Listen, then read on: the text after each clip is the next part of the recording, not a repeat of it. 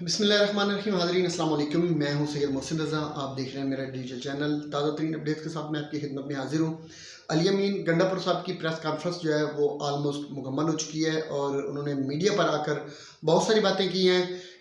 मैं इख्तिसार के साथ, चूँकि ये इतनी लंबी वीडियो नहीं है मेरी, बिल्कुल मैं शार्ट सी एक बात करना चाह रहा हूँ, इसलिए मेरी वीडियो मुकम्मल देखिएगा। मैं वो सारी बातें इख्तिसार के साथ आपकी खिदमत में पेश करने लगा हूँ और उस पर तजिए फिर आगे आप खुद कर लीजिएगा। इससे पहले मैं अर्ज़ करता चलूँ कि मेरे चैनल को सब्सक्राइब कीजिएगा, लाइक कीजिएगा, वीडियो पसंद आती है कमेंट्स कीजिएगा। अली अमीन गंडापुर साहब ने आज मानसेरा से प्रेस कॉन्फ्रेंस की। मैंने जो पहली वीडियो की थी मैंने उसमें भी यही कहा था कि शक यही है कि अली अमीन गंडापुर साहब जो है इस वक्त वो KPK और मानसेरा के अंदर मौजूद हैं और मैंने यही कहा था कि वो कुछ टाइम के बाद मानसेरा से प्रेस कॉन्फ्रेंस करेंगे और वो प्रेस कॉन्फ्रेंस अब आ चुकी है। मेरी अगर आप पिछली वीडियो देखो तो अली अमीन गंडापुर साहब की जो प्रेस कॉन्फ्रेंस है वो ऑलमोस्ट आपको पूरी समझ में आ जाएगी। मैंने कहा था कि ये जो तहरीकें होती हैं ना, आज़ादी की तहरीकें होती हैं या अपने हकूक़ की जो तहरीकें होती हैं, इन्हें एक दो दिन में आप जज नहीं कर सकते, एक किसी इवेंट से भी आप जज नहीं कर सकते। इनकी एक तो मुद्दत बहुत लंबी होती है, ये स्ट्रगल्स हैं और स्ट्रगल जो होती है वो कुछ चंद मिनट से लम्हों या देर या ये कोई खेल नहीं होता कि ये 35 मिनट का एक हाफ है और अगला हाफ फिर 35 मिनट का होगा और गेम बिल्कुल एंड हो जाएगी, ऐसा नहीं होता। तो मैंने वही सारी चीज़ें जो मामलात थे उनको मैंने सामने रखकर मैंने ये बात की थी कि एक तो ये धरना जो है वो ख़त्म होने के लिए नहीं है, ना ये ख़त्म होगा। उसकी वजह ये थी कि इमरान खान ने इसमें, मैं पहले भी ये बात करता रहा हूँ कि इमरान खान ने एक बड़ी बहुत लंबी चाल चली थी और उन्होंने ये कहा था कि इसके इख्तिताम का ऐलान सिर्फ मैं करूँगा। तो कोई भी शख्स इसके इख्तिताम का ऐलान तो बहरहाल नहीं कर सकता। इससे पहले जो प्रेस रिलीज़ आई अब वो भी कोई वैल्यू नहीं रखती हैं, क्योंकि अली अमीन गंडापुर साहब ने अपनी प्रेस कॉन्फ्रेंस के अंदर जो सबसे बड़ा ऐलान किया है उन्होंने यही किया है कि धरना जारी रहेगा, यानी धरना ख़त्म नहीं हुआ, एहतजाज जारी रहेगा, प्रोटेस्ट चलता रहेगा। और फिर साथ उन्होंने दोहराया इस बात को, उन्होंने कहा कि ये बिल्कुल भी ऐसा नहीं है कि इस धरने को मैं ख़त्म कर सकता हूँ या मैंने ये ख़त्म करना है या मेरे ऐलान से ख़त्म होगा, ये इमरान खान के ऐलान से ख़त्म होगा। और हमने ये कहा था कि ये आज़ादी की तहरीक है, जब तक इमरान खान को आज़ाद नहीं किया जाएगा हम वापस अपने घरों में नहीं जाएंगे और इस एहतजाज को ख़त्म करने का ऐलान नहीं किया जाएगा। उन्होंने सारे लोगों से कहा कि आप अपने आप को रिहेबिलिटाइज करें और वापस आएँ और धरना इंशाल्लाह जो है उसी तरह हम इसको कंटिन्यू रखेंगे। अब उसकी शेप क्या बनती है यकीनन आगे मजीद उनकी गाइडलाइंस आ जाएंगी कि किस तरह उन्होंने अपने आप को फिर से रीअसेंबल करना है, कहाँ पे इकट्ठे होना है, किस तरह उन्होंने आगे बढ़ना है। और मैंने वो एक शेर भी बोला था कि ये पलटना झपटना झपट कर पलटना वाली बात है कि ये इस तरह तो चलता ही रहेगा सिलसिला। लेकिन अली अमीन गंडापुर साहब ने कुछ ऐसी बातें भी की हैं जो मैं उन पे तो मतलब एक दफ़ा तो मैं बड़ी शॉकिंग चीज़ें थी मेरे लिए। उन्होंने कहा है कि मैंने पिछली वीडियो में ये बात की थी कि मेरा नहीं ख्याल कि ये गोलियां फ़ौज ने चलाई हैं, लेकिन उनकी जो स्टेटमेंट है, बहरहाल उन्होंने जो बात की है, जिस तरह अपनी कॉन्फ्रेंस में उन्होंने कहा है, वो किसी न किसी तरह बहरहाल इसका जिम्मेदार वो पाक फ़ौज को भी ठहरा रहे हैं। उन्होंने यहाँ तक कहा है कि आपको पता नहीं है कि ये वो सूबा है जो अपना मैंडेट लेना भी जानता है और उससे पता भी है कि मैंडेट कैसे लिया जाता है।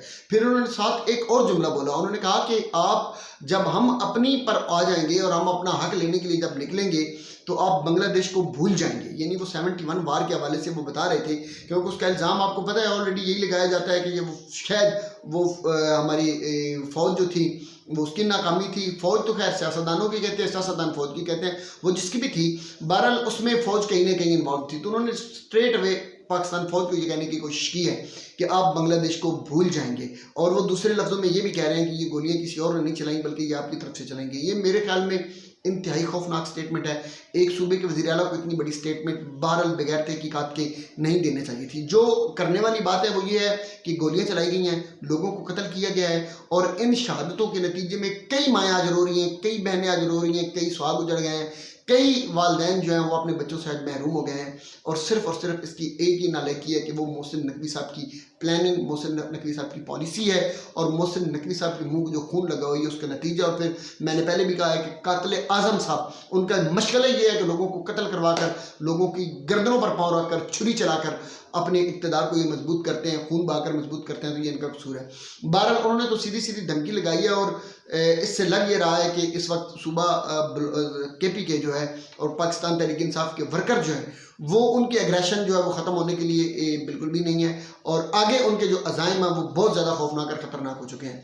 मैं अभी चूँकि प्रेस कॉन्फ्रेंस के हवाले से मुख्तलिफ चीज़ें आ जाएंगी, धरना कहाँ पर जाता है, क्या सूरत हाल इसकी इख्तियार करता है, वो चीज़ें आ जाएंगी। लेकिन इसमें मैं एक चीज़ ज़रूर ऐड करता चलूँगा कि अली अमीन गंडापुर साहब ने कहा है कि जितने भी शुहदा हैं उन सब के शुहदा की FIR भी कटवाई जाएगी। अब FIR वो किस तरफ जाती है वो जब उसकी जो भी सिचुएशन बनेगी वो सामने आ जाती है। और साथ उन्होंने ये भी कहा है कि उनका मुद्दई मैं खुद हूँगा, یعنی پاکستان کے صوبہ KPK کا وزیر اعلیٰ خود سارے مقتولین اور شہداء کی جو FIR ہوگی ان کا مدعی وہ کہہ رہے ہیں کہ میں خود ہوں گا.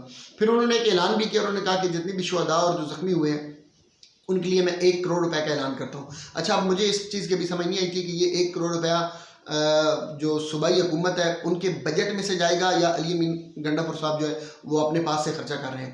ساتھ انہوں نے عمر ایوب صاحب کے حوالے سے بھی ایک بات کی ہے.